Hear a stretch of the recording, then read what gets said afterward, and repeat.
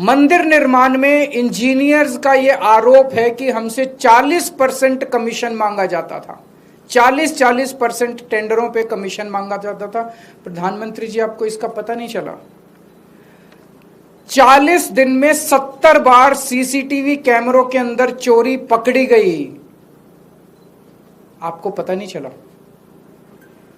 8 महीने की सीसीटीवी की फुटेज डिलीट कर दी गई। प्रधानमंत्री जी, आपको पता नहीं चला? इतनी चोरी इतने लंबे समय तक चली, प्रधानमंत्री जी आपको इसका पता नहीं चला?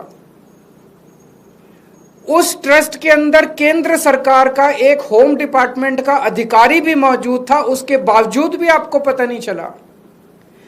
प्रधानमंत्री जी, इस देश के हर बूथ के ऊपर कौन वोटर किस पार्टी का है, किसका नाम एसआईआर में कटवाना है और किसका नाम जुड़वाना है, यहां तक आपको पता है।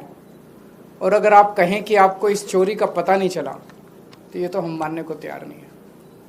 आपको इस चोरी का पता था। सूत्रों से मुझे पता चला है कि आईबी ने कम से कम 12 रिपोर्ट प्रधानमंत्री को सौंपी है, जिसमें उन्होंने बताया कि किस तरह से कंस्ट्रक्शन में, जमीनों में और चढ़ावे के अंदर बहुत बड़े स्तर के ऊपर राम मंदिर के अंदर चोरी हो रही है। तो पता तो चला, आपको सब कुछ पता था, लेकिन आप धृतराष्ट्र की तरह चुप रहे, आंखों पे पट्टी बांधे रहे। और जब सर से पानी ऊपर चला गया और जब मजबूरी हो गई, बहुत ज्यादा मुद्दा उठने लग गया, तो आपने लोगों की आंखों में धूल झोंकने के लिए एक एसआईटी बना दी। एसआईटी, बिना एफआईआर की एसआईटी बन कैसे सकती है? तब तक एफआईआर ही नहीं हुई थी। बिना एफआईआर की एसआईटी बन ही नहीं सकती। आपने एक एसआईटी बना दी धूल झोंकने के लिए, लोगों की आंखों में धूल झोंकने के लिए। उसी दिन देश के लोगों को पता चल गया था, जब आपने एसआईटी बनाई थी, कि प्रधानमंत्री जी लीपापोती कर रहे हैं, प्रधानमंत्री जी असली गुनहगारों को बचाने की कोशिश कर रहे हैं। और फिर आपने एक फर्जी एफआईआर की। फर्जी एफआईआर में 8 छोटे छोटे लोगों को पकड़ के जेल में डाल दिया।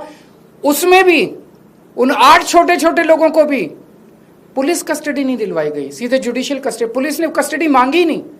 किसी भी चोरी के मामले में पुलिस कहती है कि हमें पूछताछ करनी है, हमें चोर से पूछना है कि माल कहाँ है, किसके कहने से चोरी की, कोई मास्टरमाइंड तो नहीं है, टोटल कितनी चोरी की। कुछ नहीं, पुलिस ने कोई पूछताछ नहीं की उन 8 लोगों से।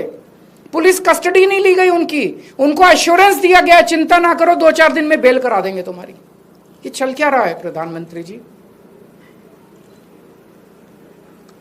संजय सिंह जब हमारे जमीनों के घोटाले के कागज लेके एसआईटी के पास गए, तो एसआईटी ने जो कहा वो चौंकाने वाला था। एसआईटी कहती है हम जमीनों के घोटाले की तो जांच ही नहीं कर रहे, हम तो केवल चंदा चढ़ावे की जांच कर रहे हैं। तो ये एसआईटी कर क्या रही है? कंस्ट्रक्शन के घोटाले की जांच नहीं कर रही, जमीनों के घोटाले की जांच नहीं कर रही। वो जांच कौन करेगा? 2021 में यूपी सरकार ने जमीनों के घोटाले के ऊपर एक एसआईटी बनाई थी। वो एसआईटी रफा दफा हो गई, किसी को पता भी नहीं चला उसकी रिपोर्ट कब आई और कब गई। क्या हुआ उस एसआईटी का? ऐसे ही दोबारा एसआईटी बना दी इन लोगों ने। 2021 के अंदर कोई जेल नहीं गया, कोई एफआईआर नहीं हुई, कोई गिरफ्तारी नहीं हुई। इस एसआईटी का भी यही हाल होगा।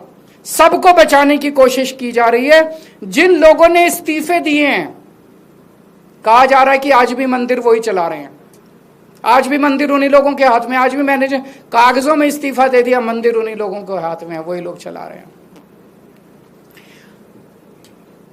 इनके एक बड़े नेता हैं ब्रजभूषण। अभी मैं सोशल मीडिया में उनका स्टेटमेंट देख रहा था। ब्रजभूषण का कहना है अगर मैंने मुंह खोला तो बहुत बड़े बड़े नाम आएंगे और मेरे को खतरा है। ऐसे कौन से नाम है जिससे ब्रजभूषण को भी बोलने में डर लग रहा है? बाबा बागेश्वर धाम का मैंने स्टेटमेंट सुना, उन्होंने कहा बहुत बड़े बड़े लोग शामिल हैं, अगर मेरे ऊपर आंच आ सकती है अगर मैंने मुंह खोला तो। इतने देश के ताकतवर और इतने बड़े लोग नाम लेने से डर रहे हैं, तो इसमें मतलब ये 8 लोग जिनको गिरफ्तार किए, ये तो आंख में धूल झोंक रहे हैं। असली लोग तो कोई और है। जिनको पकड़ा गया वो तो सिर्फ प्यादे हैं। तो मैं प्रधानमंत्री जी से पूछना चाहता हूं, प्रधानमंत्री जी, इस देश की जनता जानना चाहती है कि आप किसको बचा रहे हो और क्यों बचा रहे हो और आपकी क्या मजबूरी है? देश के करोड़ों करोड़ों लोगों की आस्था उसको ठेस पहुंची है।